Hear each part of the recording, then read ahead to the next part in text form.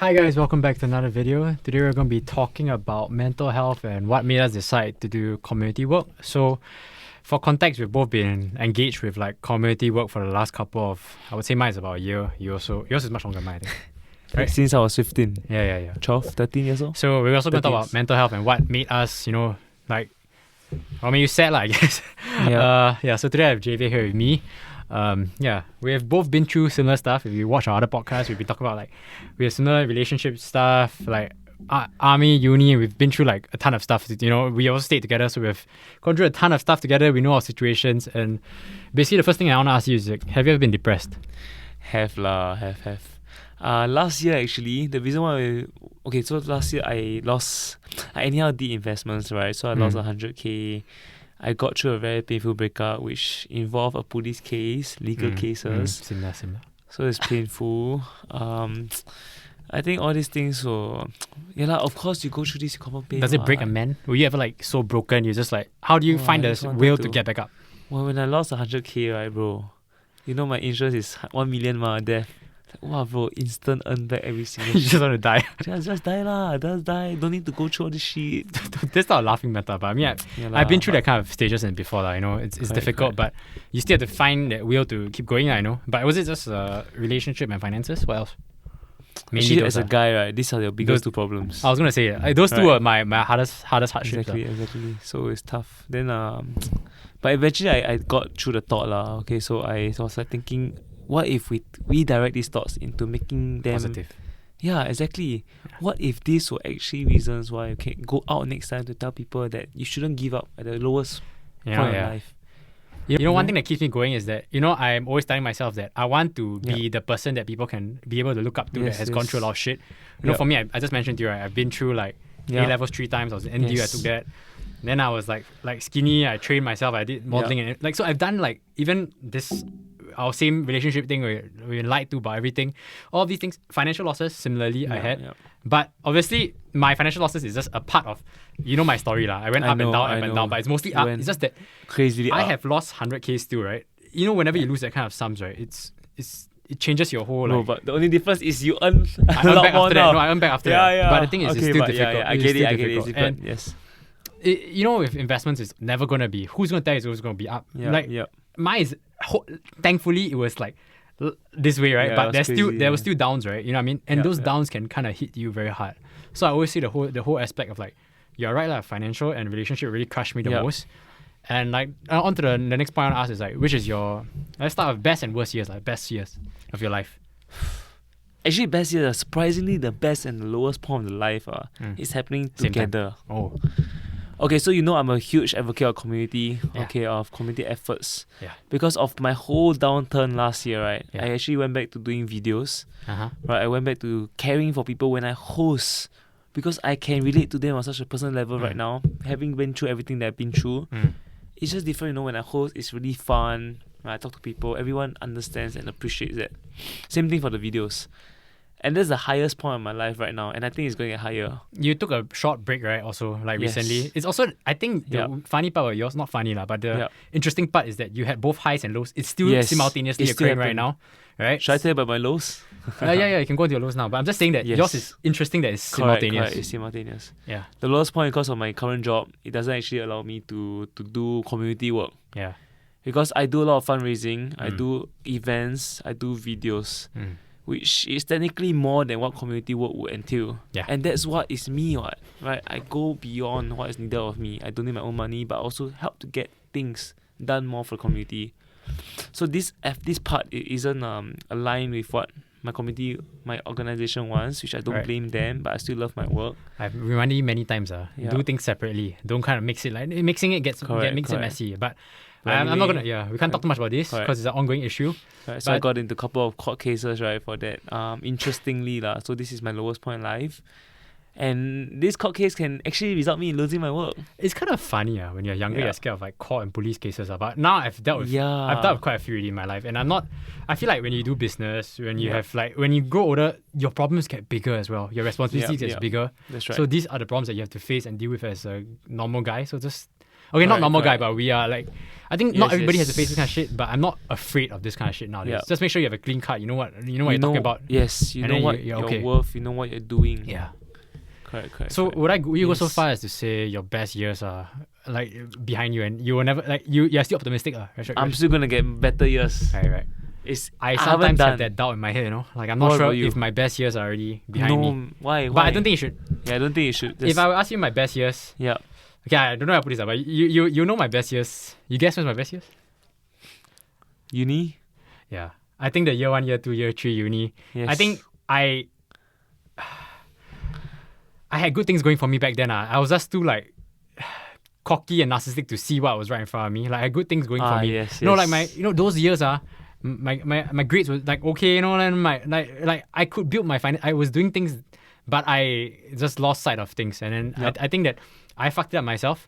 But somehow my situation. Every time I break up, it's crazy. It gets monetarily better. To put things in context, right? If you ever, I would just say it very vaguely. Yeah. Every time I break up, I go very degenerate, and I go like it goes crazy. Because I'm a bit depressed and like not thinking clearly. I've always been okay like with my investments, right? But when I'm depressed, I just like all out, and then somehow it works out the last 2-3 times. Luckily for him. But it's also something that I don't take lightly. I'm not trying to like be an idiot my whole life. And the whole aspect is like I think those were my best years in university. Those were my best years. But my worst year, people would think that this incident phased me a lot. I wouldn't say this incident is my worst year.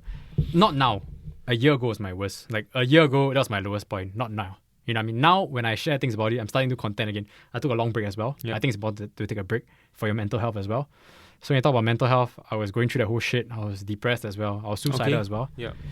You weren't there we were both like, you know when I was suicidal, right? Yeah. Like, I had a few friends come over. Right? Yeah. As in that situation, I didn't tell a lot of people back then. Yeah, but I was going through that stuff, and then people helped me out of that, and I'm thankful for those friends. Yeah. I would still say support system helps a lot. Yes. You need a solid friend group. Yeah. Like my standard group of friends. You're one of them as well. Like there's just that people who have helped me through like that difficult period. But now I have to just pick things up myself. You can't expect everybody to do shit for you. You know what I mean? And people have their own shit. You have your own shit. I have my own shit. Yeah. We can't like.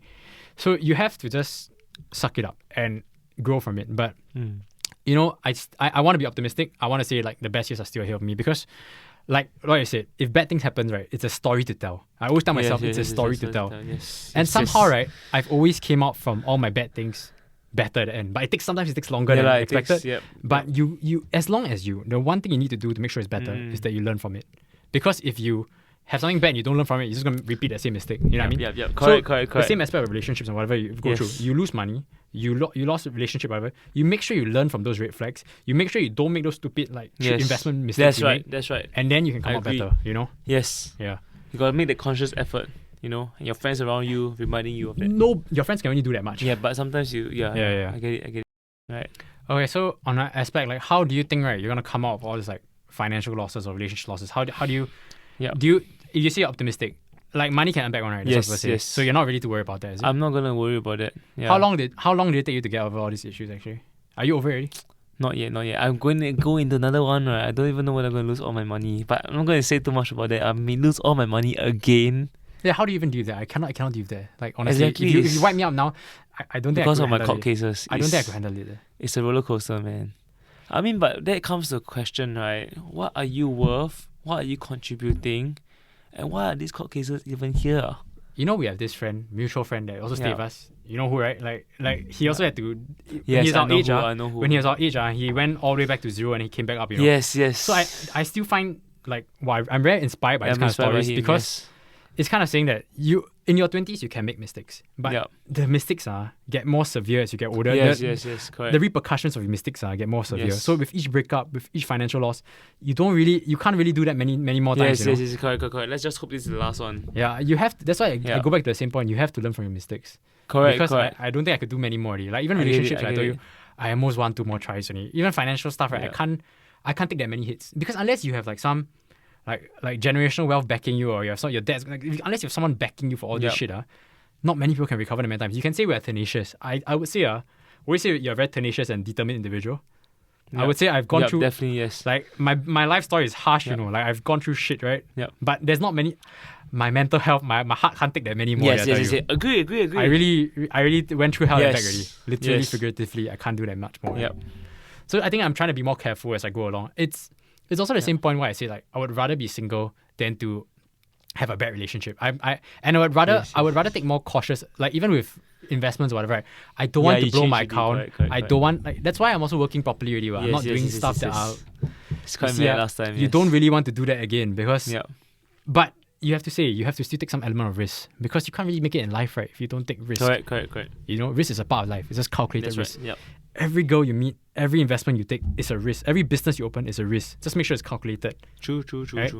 So I think that's why, like, I want to protect my mental health. Like, I want to hope that in 2 years' time when we revisit this, our mental health is steady already, because it's like, I think I'm getting back there already. You know, I'm okay already. But when I was low, I was low. Cases, man. You haven't finished it. Mine will be quite. Yeah. I honestly don't see how mine is. Like, yours, right now, the case-wise, I think yours is probably more onerous than mine, dude.